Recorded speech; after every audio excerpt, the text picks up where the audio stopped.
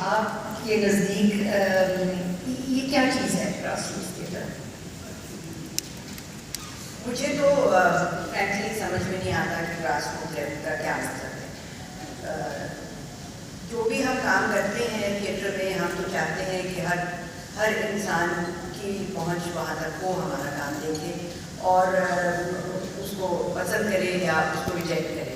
تو اگر جیسے عام فہم یہ سمجھا جاتا ہے کہ گراس روٹ کا یہ مطلب ہے کہ جو عام لوگوں کے ساتھ کام کیا جائے، تو اس میں تو پھر کلاسیفیکیشن آ جاتا ہے کہ ایک آپ کا ایلیٹ تھیٹر ہے، ایک گراس روٹ ہے، ایک اور کوئی ہے.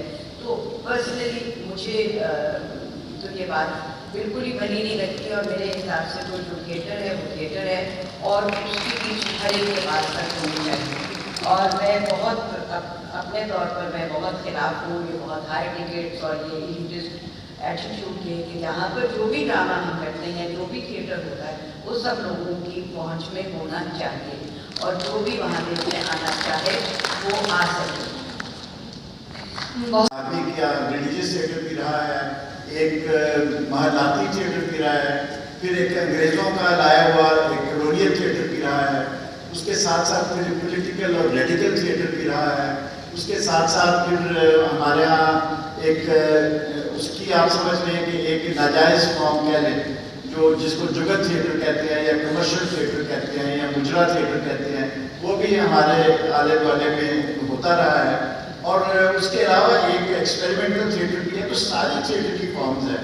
انگریزی کا تھیٹر بھی کبھی کبھی ہمارے کچھ جو ایلیٹ کے دوست ہیں ان کو کوئی ویسٹ اینڈ کا تھیٹر پسند آ جاتا ہے، وہ اس کو پکڑ کے اس کا ایک چربا بنا کے تو بڑے خوبصورت ویسٹرن ڈریس میں اور کوشش کرتے ہیں کہ اچھی انگریزی ایکسنٹ کے ساتھ بول سکیں، وہ بھی چل رہا ہے.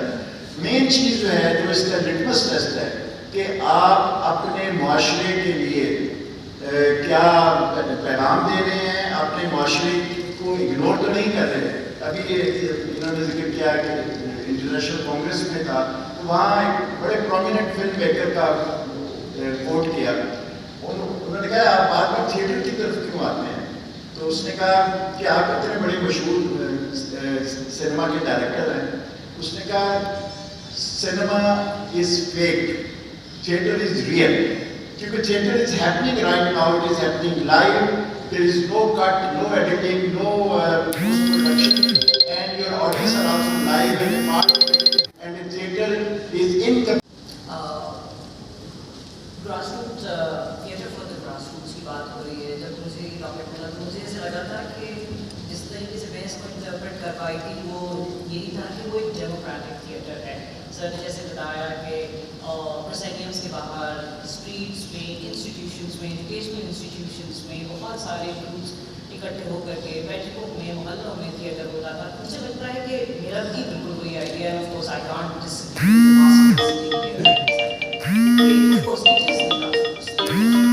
آج کے زمانے میں اگر اف ایٹ آل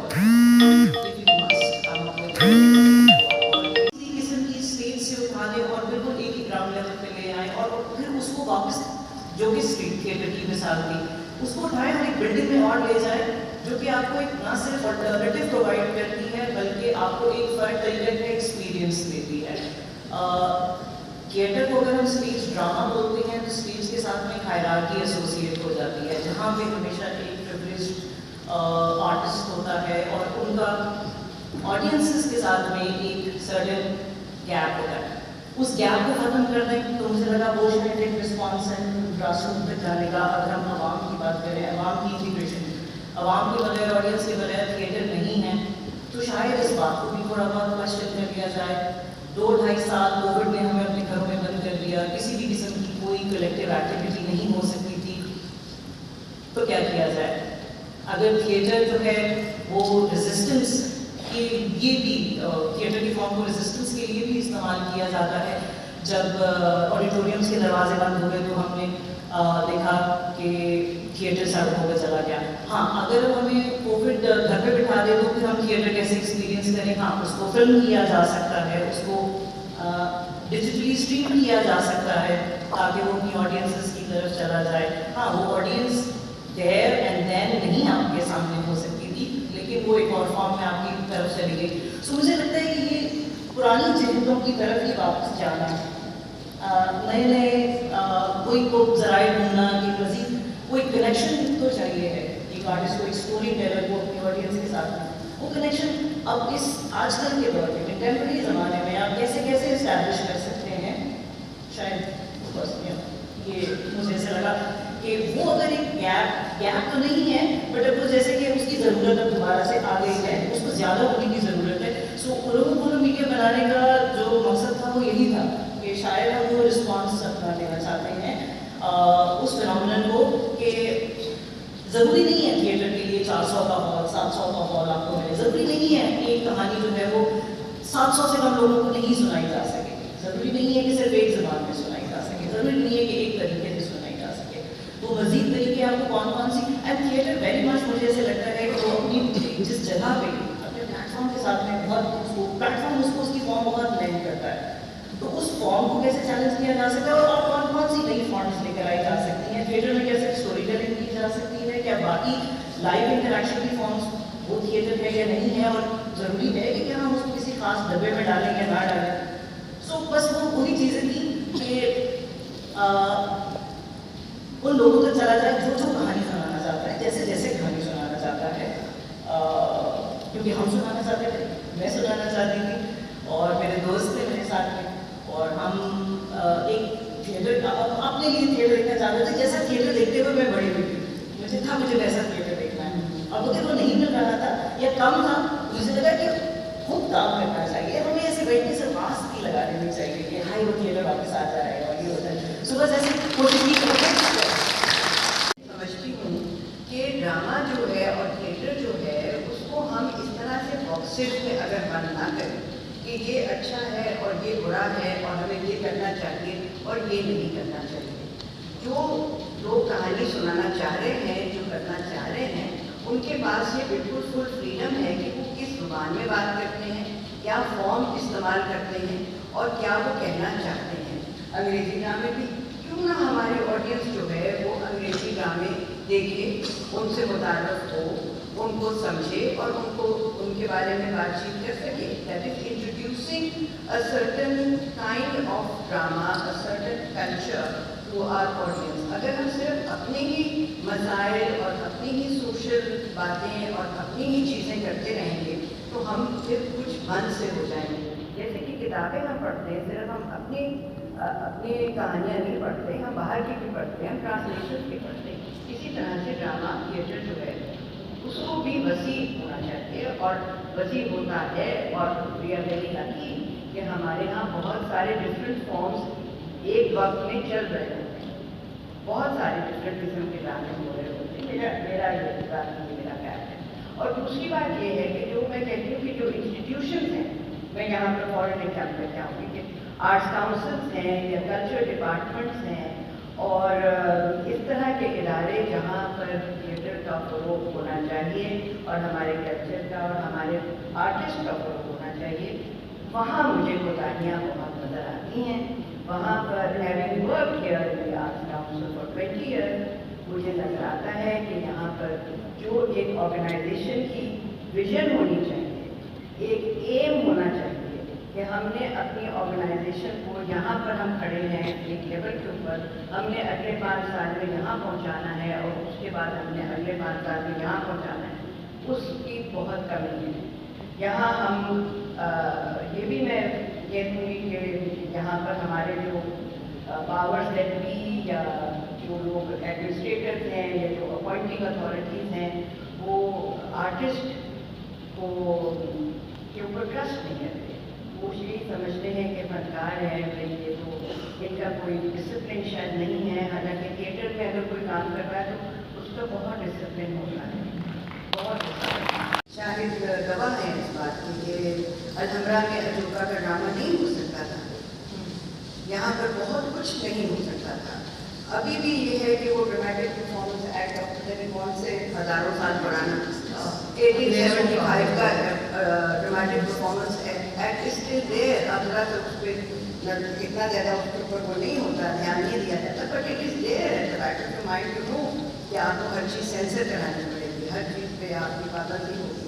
मैं छोटे ایک بات ہے کہ ہمارے یہاں جو بھی ڈرامہ یہاں ہوتا تھا کمرشل ڈرامہ جس کو کہتے ہیں ہم وہ بھی ہے، اس کے لیے لوگ آ کے بیٹھ کے دیکھتے تھے کہ یہ اسکرپٹ فالو ہو رہا ہے کہ نہیں ہو رہا، اور اگر نہیں ہو رہا تو اس کے لیے لائن کاٹ دو، یہ چیز کم کر دو، یہ چیز کم کر دو.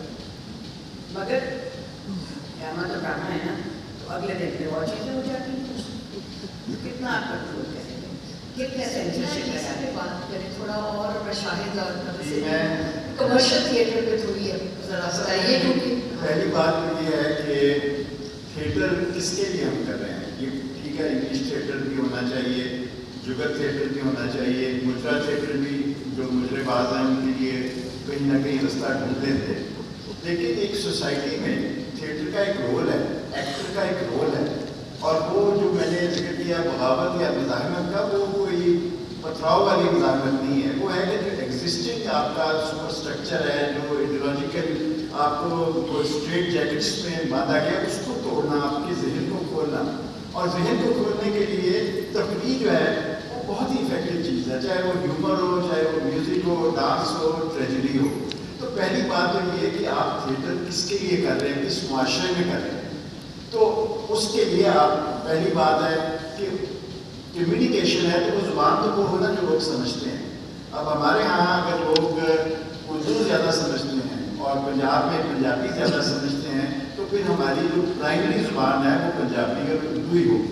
اگر انگریزی اگر کوئی ایلیٹسٹ انسٹیٹیوشن میں ہوتی ہے، اگر کینیڈ میں ہوتی ہے، گورنمنٹ کالج، اب تک ہر گورنمنٹ کالج میں بھی انگریزی جاننے والے نہ استاد ہیں نہ شاگرد ہیں، لیکن اگر ہوتی تھی تو وہ اپنی جگہ پر ہے. اس کا ایک ایجوکیشنل ویلیو ہے کہ اگر شیکسپیئر کو شیکسپیئر کی زبان میں کریں اور وہ 5-5 صفحے لمبے جو ڈائلاگ ہیں وہ یاد کریں اور انگریزی کے انداز میں بولیں، تو good training for an actor, good training for student.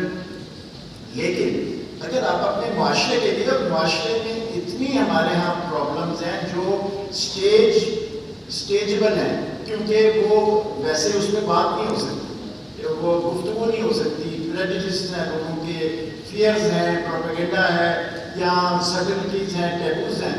لیکن تھیٹر آپ کو ایک پلیٹ فارم دیتا ہے. وہی لوگ جو گھر میں میاں بیوی آپس میں وہ بات نہیں کریں گے، جینڈر کا ایشو ہو، بیٹی کی شادی کا ایشو ہو، اسٹیج پہ اگر وہ کہانی بیان کی جاتی ہے تو مل کے بیٹھ کے دیکھتے ہیں اور اس کو پسند بھی کرتے ہیں. تو تھیٹر آپ کو ایک پلیٹ فارم دے رہا ہے.